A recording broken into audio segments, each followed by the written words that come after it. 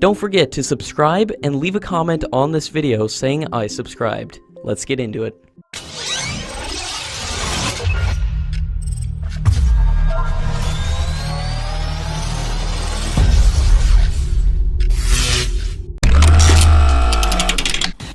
Russia holds a significant part of the resource-rich Arctic region, and Russia has offered India access to the Northern Sea route, including additional supplies of natural gas and joint development of fields to meet India's growing energy needs.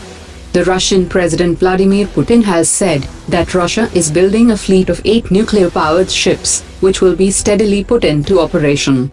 The two governments have also expressed to support companies from both sides for the development of cooperation and exploring opportunities for joint development of the oil fields in Russian territory, including the Arctic shelf.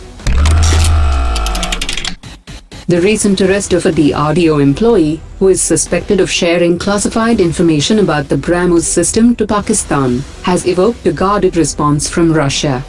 A Russian official has said that Russia is fully confident in India's ability to protect sensitive material, but such incidents should be of concern to both nations. Russia would be happy to help augment security for such material, if requested by India, and this incident will make absolutely no impact on the strategic partnership between the two countries. Russia has said the fact that the person was detected is a sign of the robustness of the Indian security system. According to latest reports, China will sell 48 high-end military drones to Pakistan, which will be the largest deal of its kind. The Winglong 2 is a high-end reconnaissance and multi-role endurance unmanned system, which will be jointly manufactured by China and Pakistan. This announcement comes in the immediate backdrop of India's move to acquire the sophisticated S-400 systems from Russia. The Army Commanders' Conference was conducted today, during which the operational and administrative issues to meet future challenges and to improve the internal structures was discussed between the top officials. The meeting will continue till 15 October and will deliberate on important studies that have been ordered to meet future operational challenges. These studies aim to improve the teeth-to-tail ratio, with the purpose of strengthening the structures within the Indian Army to make it combat-ready for the future.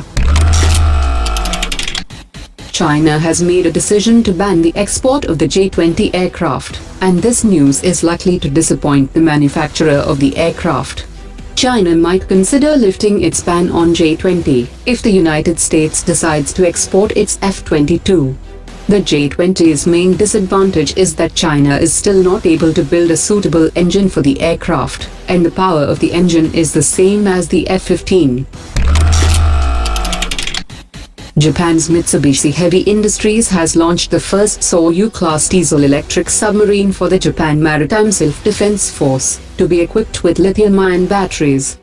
The submarine is the 11th of the class, and the 6th submarine to be built by Mitsubishi Heavy Industries, with the other 5 submarines was built by Kawasaki Heavy Industries.